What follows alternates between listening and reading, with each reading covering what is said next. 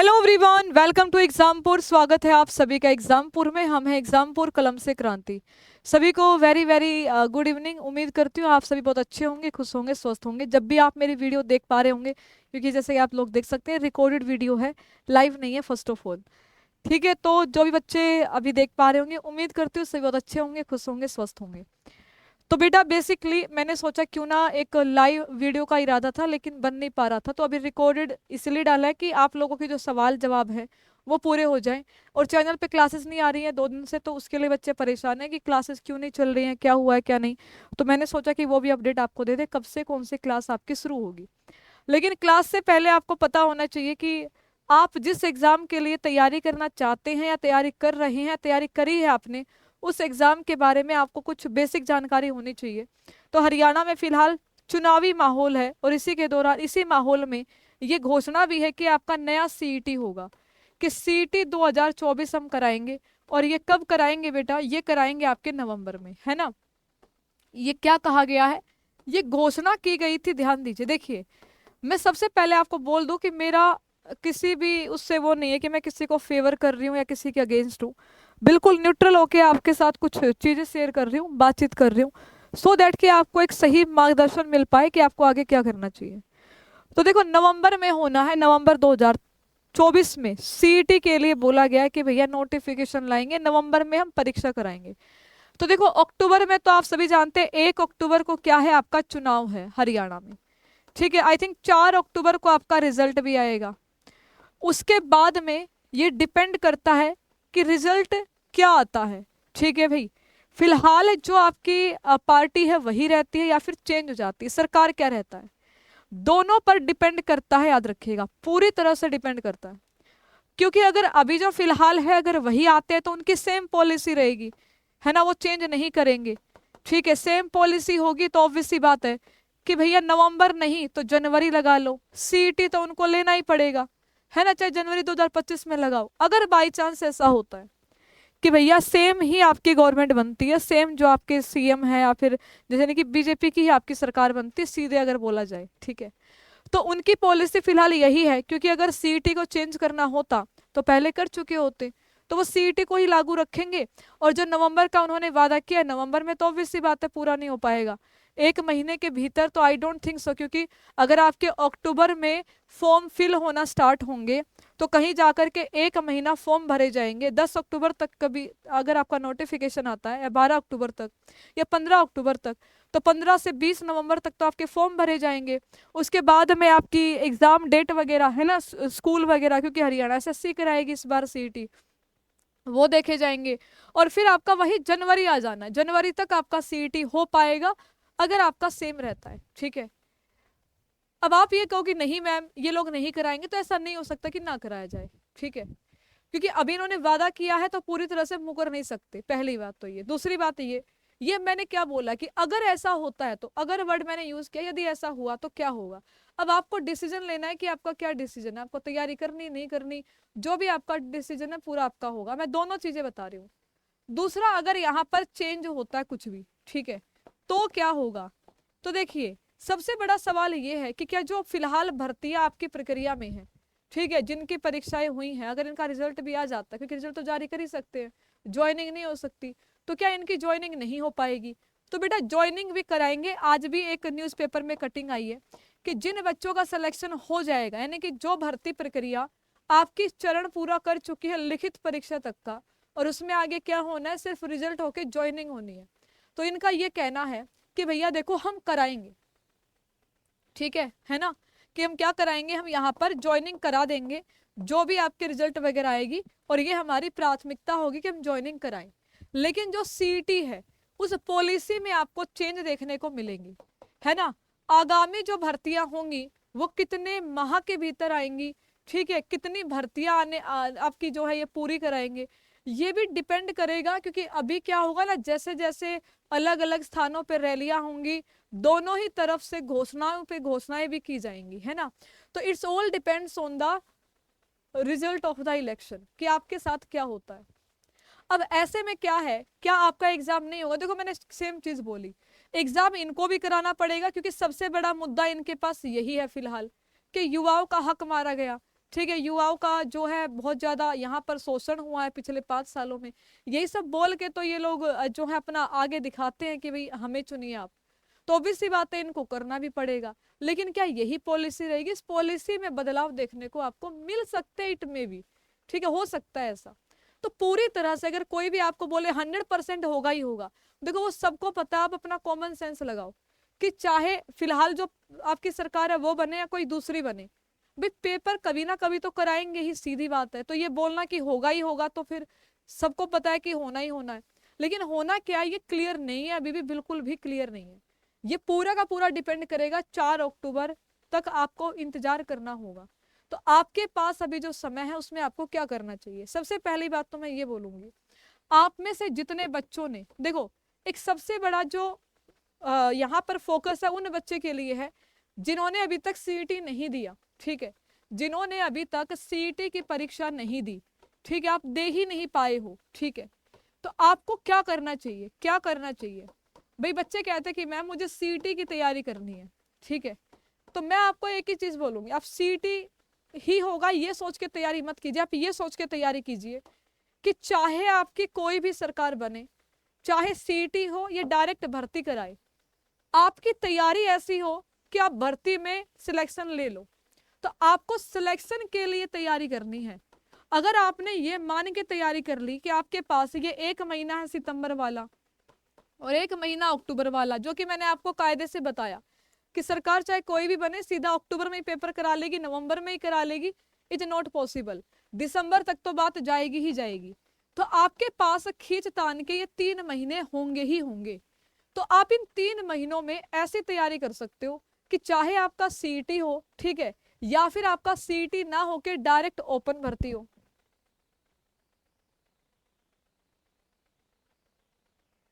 ठीक है, या फिर आपकी चाहे कोई डायरेक्ट भर्ती हो, है ना, कोई भी कराए, चाहे अभी जो आपकी गवर्नमेंट है वो कराए, या फिर दूसरी अगर बनती है बाई चांस, मुझे नहीं पता कौन होगा, कोई नहीं जानता, उनको भी नहीं पता कि वो आएंगे कि नहीं आएंगे, ठीक, किसी को नहीं पता। तो आपकी तैयारी ऐसी होनी चाहिए कि आपको सिलेक्शन मिले।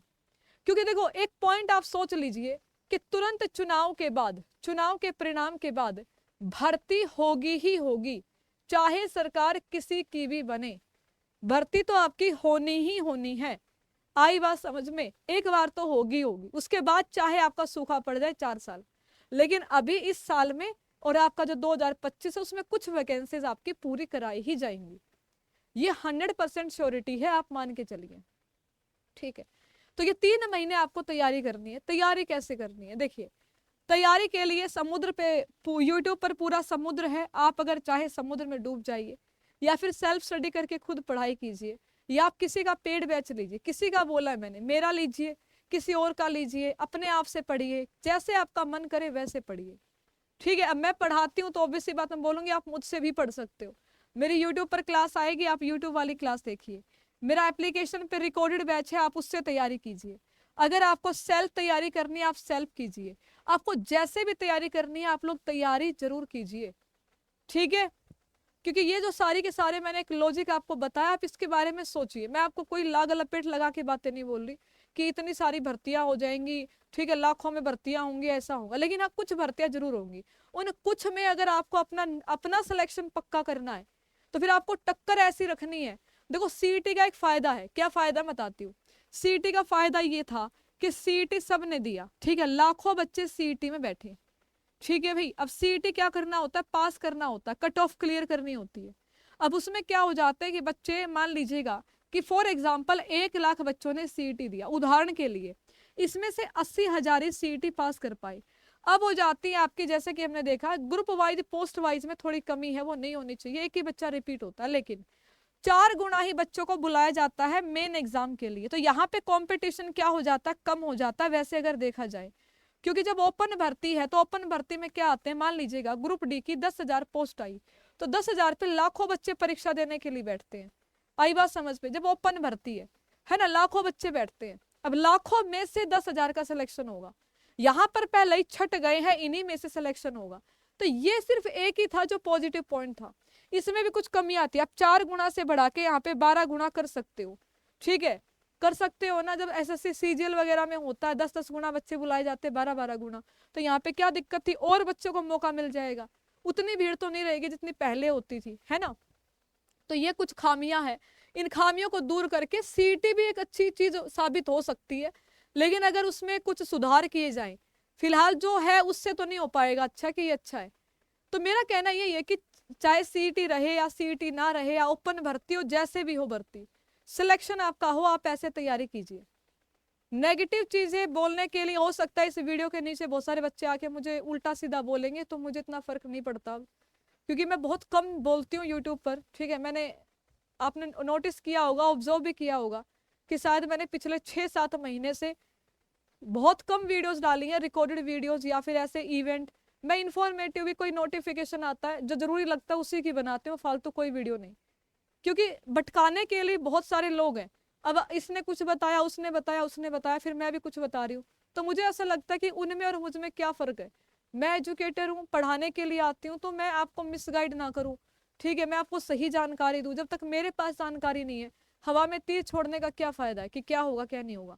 जैसे बहुत सारे बच्चों ने बोला कि कट ऑफ बताइए कि पुलिस की कट ऑफ कितनी जाएगी, तो मैं कट ऑफ, देखो ऑब्वियस सी बात है, हरियाणा पुलिस की कट ऑफ, पेपर आपका इजी आया, लेकिन जब आप उस पेपर को करने बैठोगे, आप एक स्टूडेंट हो, आप पेपर करने बैठोगे, तो फिर आपको क्या फील होगा, आपको ये फील होगा कि 100 में से जो 20 क्वेश्चन है, 20 क्वेश्चन ऐसे निकल आएंगे कि नॉर्मली बच्चा अटक सकता है 20 क्वेश्चन में, यानी कि 80 क्वेश्चन थे। अब 80 में क्या होता है कि 5 क्वेश्चन आप मान के चलिए कि बच्चा गड़बड़ कर भी देता है, ठीक है, लेकिन इतना कम नहीं जाएगा। अगर आपके 80 क्वेश्चन ठीक बनते हैं, ठीक है, जनरल कैटेगरी के बच्चे हो, क्वेश्चन की बता रही हूँ, हो सकता है बहुत सारे बच्चे बुरा मान जाए मेरी इस बात का, तो बुरा मानना मत तुम, ठीक है। मैं आपको एक एस्टिमेट बता रही हूँ, एक आइडिया दे रही हूँ कि अगर आप खुद चाहे तो पता लगा सकते हैं। अब 80 मार्क्स वाले, 80 क्वेश्चन ठीक वाले कितने बच्चे होंगे भाई, ऑब्वियस सी बात है कि 24 के 24,000 तो नहीं होंगे, है ना, बहुत कम होंगे। मान लीजिए 500 बच्चे निकल आए जिनका 80 प्लस स्कोर है, या 1000 बच्चे भी निकल आए, तो भैया ऐसे भी तो होंगे जिनका 75 से 80 के बीच में क्वेश्चन ठीक होंगे। होंगे कि नहीं होंगे, बिल्कुल होंगे। और जिसके 80 क्वेश्चन ठीक है, उसके नंबर कितने बनेंगे, उसके 76 के आसपास नंबर बनेंगे। तो 76 मार्क्स तक कट ऑफ जा सकती है जनरल कैटेगरी।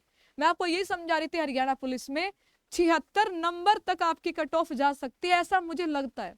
बाकी देखो, ऐसा मुझे लगता है, ये मेरा तरीका है, या फिर आप समझिए कि मेरी एक धारणा समझ लो, या मेरी एक विचारधारा, या मेरा एक पॉइंट ऑफ व्यू समझ सकते हो, है, ठीक है। बाकी तो आपको रिजल्ट जब आएगा तो पता चल ही जाएगा कितनी कट ऑफ जाएगी।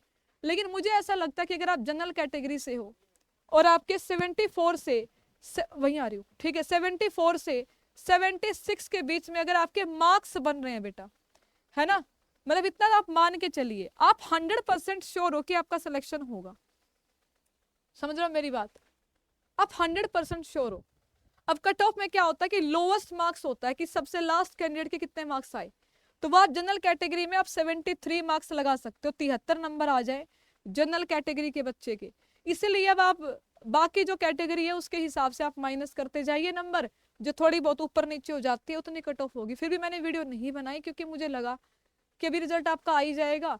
बाकी आपने इतनी सारी, अगर मैं कुछ कट ऑफ बता रही हूँ, बच्चे मुझे उल्टा बोल के तुझे ज्यादा पता है इतनी कट ऑफ जाएगी, उससे बेटर ये है कि बेटा तुम्हें खुद बहुत अच्छे से पता है, तुम अपने पास रखो। जो मेरा अनुमान था मैंने आपको बता दिया, मेरा ये अनुमान है। जिन बच्चों ने मुझे मैसेज किया, मुझसे जानकारी ली, मैंने उनको यही वाली बात समझाई है जो आपको अभी बताई। अब आप समझ पाए तो अच्छी बात है, ना समझ पाए तो कोई बात नहीं। तो मेरा सिर्फ इतना ही था कि जिन्होंने यहाँ पर पीजीटी वाला फॉर्म डाला हुआ है, आप पीजीटी की तैयारी कीजिए। क्लासेज आपकी कल से शुरू हो जाएंगी। हरियाणा जीके की क्लास कुछ दिन के लिए, हरियाणा जीके कुछ दिन के लिए दोपहर 3 बजे चलेगी, ये लगा लो 10-12 दिन के लिए ये क्लास आपकी दोपहर में चलेगी 3 बजे। उसके बाद में हम इसे 8 बजे ही लेना शुरू कर देंगे। थोड़े से मेरे कुछ प्रॉब्लम्स है ना, मैं रात में क्लास नहीं ले पाऊंगी, तो आप सभी 3 बजे क्लास में आइएगा। और रात 8 बजे हमने एक इम्पोर्टेंट क्लास आपकी चला दी, क्योंकि 8 बजे की टाइमिंग बहुत ही अच्छी है आपकी। तो इस टाइम पे हम कोशिश करेंगे आपके ईवीएस की क्लास हो जाए, प्रशांत सर की, जो कि पीजीटी वाले बच्चों, सॉरी आपके पीआरटी वाले बच्चों के लिए बहुत इंपॉर्टेंट है ना, पीआरटी नॉट पीजीटी, पीआरटी वाले बच्चों के लिए बहुत जरूरी। हरियाणा जी के सब के लिए है, चाहे आपका अगला सीईटी हो या ओपन भर्ती आए या फिर आपका एचटेट आए या आपका पीआरटी हो, सब के लिए बाकी क्लासेज भी आपकी चलेंगी, आपको सारे इवेंट्स कल दिख जाएंगे, जो जो क्लासेज आपकी होने वाली है। तो अच्छे से मन लगा के पढ़ाई करो। ये 2-3 महीने ये सोच के मत बैठो कि जो होगा देखा जाएगा। जिसने ये सोचा उसका कभी कुछ नहीं हो पाया, ठीक है। मुझसे जुड़ना चाहते हैं, मुझसे पढ़ के तैयारी करनी, एग्जामपुर की टीम से सिलेक्शन बैच है आपका, रिकॉर्डेड है, ठीक है। इसमें रिकॉर्डेड क्लासेस मिल जाएंगी, तो आप सभी सिलेक्शन बैच से जुड़ के भी आगामी परीक्षाओं की तैयारी कर सकते हो। भविष्य में जो भी परीक्षाएं होंगी हरियाणा में, चाहे कोई भी एग्जाम क्यों ना हो जाए, उनकी तैयारी आप कर सकते हो। जानकारी के लिए 8920100937 पे आप सभी व्हाट्सएप मैसेज कर सकते हो, ठीक है भाई। Okay done. तो ये पूरी की पूरी जानकारी थी, ये आप लोगों के लिए है जो मैंने आपके साथ शेयर कर दी। अभी देखा आपने हरियाणा पुलिस में 56-57 में जिन बच्चों ने पेड बैच लिया हुआ था, और यूट्यूब वाले बच्चे मैं कहूंगी हूबहू प्रश्न पेपर में देखने को मिले हैं, और बहुत ही अच्छा पेपर बच्चों का गया है। सिलेक्शन भी हम आपको दिखाएंगे जब रिजल्ट आएगा। तो परेशान ना हो, 56-57 की ज्वाइनिंग हो पाएगी नहीं हो पाएगी, पुलिस वालों की ज्वाइनिंग होगी नहीं हो पाएगी, इतना ज्यादा स्ट्रेस लोगे कुछ फायदा नहीं है, ठीक है। क्योंकि आप सभी जानते हो कि आपके हाथ में कुछ नहीं है। अगर आपको लगता है तो गलत लगता है, क्योंकि आप लोग कुछ नहीं कर पाए, आप लोग इतने सारे गलत चीजें थी उनमें बदलाव नहीं करा पाए, ठीक है। क्योंकि एकता नहीं थी, यूनिटी नहीं थी। तो अब आप कौन सी यूनिटी दिखाना चाहते हो जब 1 महीना रह गया चुनाव में? तो अब तो देखो ज्वाइनिंग होगी ही होगी, अगर आपका सिलेक्शन हो गया तो होगी। उन्होंने बोला है, वो हटा के ऐसा नहीं करेंगे। हाँ ये हो जाएगा, जो अभी एडवर्टीजमेंट वगैरह निकाली गई हैं अगर चेंज होती है तो उनमें बदलाव कर दिए जाएंगे, वो दोबारा से निकाल देंगे, ये कर सकते हैं, ठीक है। लेकिन जो भर्ती प्रक्रिया हो चुकी थी शुरू, उसको तो पूरा किया ही जाएगा। अदरवाइज बच्चे बड़े तेज हैं, वो कोर्ट में पहुंच ही जाएंगे, ठीक है। तो ये सारी की सारी जानकारी थी मेरी आप सभी के लिए। इसके अलावा भी अगर आपको कोई डाउट हो, कोई आपके मन में शंका है, परेशानी है, ये नंबर है आपके सामने, व्हाट्सएप मैसेज कर दीजिएगा। आप सभी से हूबहू बात करने की कोशिश करेंगे। एक पॉजिटिव माइंडसेट के साथ में 2-3 महीने तैयारी करो। हरियाणा के साथ साथ अगर आप हरियाणा के एग्जाम की अच्छी तैयारी करते हो तो आप एसएससी भी क्रैक कर जाओगे, एसएससी जीडी भी क्रैक कर जाओगे, दिल्ली पुलिस भी आपका क्रैक हो जाएगा। ये मेरा प्रॉमिस है आप लोगों से। दिल्ली पुलिस और एसएससी जीडी आपकी मुट्ठी में होंगे, याद रखिए। तो हरियाणा के साथ साथ एसएससी जीडी दिल्ली पुलिस पर भी आप लोग अपनी निगाह बना के रखिएगा। Thank you so much. जय हिंद जय भारत। क्योंकि सिर्फ हरियाणा पे डिपेंड होने से फायदा नहीं है, ये मेरा सुझाव है कि आप एसएससी जीडी दिल्ली पुलिस की भी तैयारी कीजिए। Thank you so much. जय हिंद।